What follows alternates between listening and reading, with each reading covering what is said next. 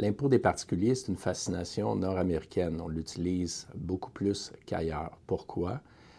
En particulier parce qu'on pense que c'est un bon moyen de redistribuer. Donc, on a des taux d'imposition marginaux qui croient avec le revenu, ce qui fait que le poids de l'impôt est généralement supporté davantage par les hauts revenus. Pourquoi c'est important? Parce que les inégalités de revenus ont augmenté dans le temps, en particulier ici au Canada et au Québec. Donc, pour donner une idée de ces inégalités-là, le top 10 donc, des revenus les plus élevés au Québec gagne plus de 108 000 On peut penser que ce n'est pas très élevé, mais le top 1 c'est 280 300 et ça représente presque 10 des revenus, donc 8,9 des revenus totaux. Donc, ils représentent 1 mais presque 9 fois leur poids dans la population en termes de la part des revenus totaux. C'est 32 pour le top 10 donc à peu près 3 fois leur poids.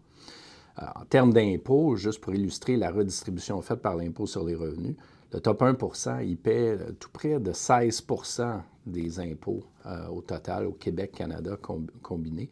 Donc, étant donné que son poids dans les revenus, c'est 8,9 bien 16 c'est quand même un poids plus important des impôts qui sont supportés. Donc, ça permet de faire de la redistribution. Dans le top 10 c'est 47 donc presque la moitié des impôts sont payés par 10 des contribuables.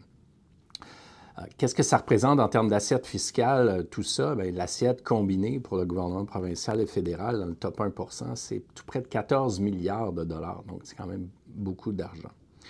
Le taux marginal le plus élevé au Québec est d'environ 53 Quand on veut collecter ces recettes-là, bien, ce qui arrive très souvent, si on devient trop gourmand, si on augmente les taux d'imposition chez les revenus les plus élevés, bien, il va y avoir ce qu'on appelle une réaction comportementale, c'est-à-dire que les gens vont réagir et diminuer leurs revenus imposables. Puis ça, on observe ça un peu partout dans le monde et surtout chez les hauts revenus. Il y a toutes sortes de façons de faire ça. Pour illustrer la chose, donc, quand, par exemple, on va aller chercher, disons, 500 millions de dollars de recettes additionnelles à l'impôt sur le revenu pour redistribuer dans le top 1 bien, il faut augmenter le taux marginal d'à peu près 3,5 Ça, c'est ce qu'on appelle l'effet mécanique, là. Ça vient chercher sur cette assiette-là environ 500 millions. Cependant, il y a une réaction comportementale. On la mesure très souvent avec une élasticité. Donc, c'est dire comment les contribuables les plus élevés réagissent à l'impôt. Donc, par exemple, les élasticités varient en général entre 0,25 et 0,75. Ça, c'est la réaction au gain marginal net, donc ce qui nous reste dans nos poches une fois qu'on a payé de l'impôt sur un dollar additionnel. Cette élasticité-là est positive, donc plus le taux marginal d'imposition est élevé, moins on a en gain marginal net, et donc moins on va déclarer en termes de revenus. Et donc, quand on fait ça, puis on utilise par exemple une estimation de 0,5 de l'élasticité, une élasticité moyenne, bien, de ce 500 millions-là qu'on pensait aller collecter chez le top 1 il va en rester moins que la moitié. Donc, au net, on va avoir beaucoup moins de ressources pour redistribuer. Plus cette élasticité-là est élevée, moins il en reste. Donc, par exemple, si on prend 0,75 comme élasticité, bien, on va obtenir seulement 8 millions de dollars sur le 500 millions de dollars qu'on pensait aller collecter. Donc, l'assiette est disparue. Nos gouvernements ne peuvent plus aller manger dans l'assiette pour essentiellement redistribuer.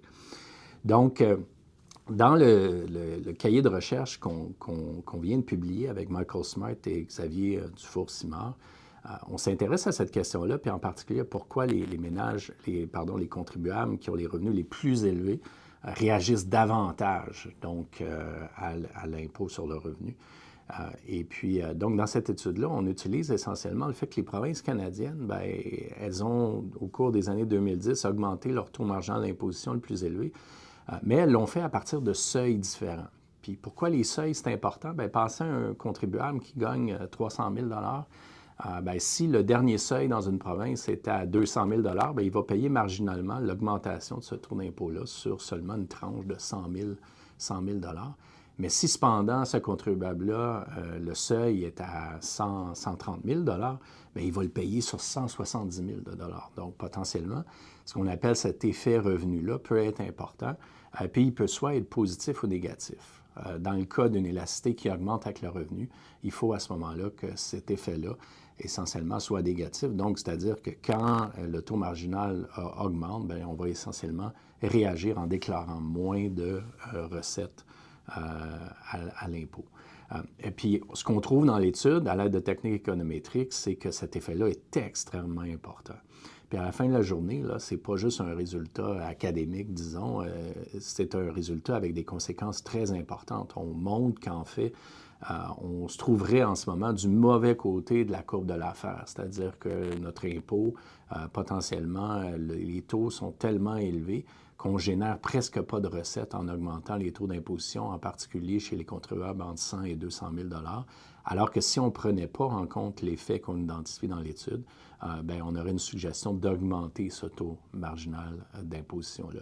Donc, la courbe de l'affaire, essentiellement, elle dit qu'à mesure qu'on augmente le taux marginal d'imposition, bien, les recettes augmentent, mais à un certain moment donné, elles augmentent presque pas, puis éventuellement peuvent diminuer.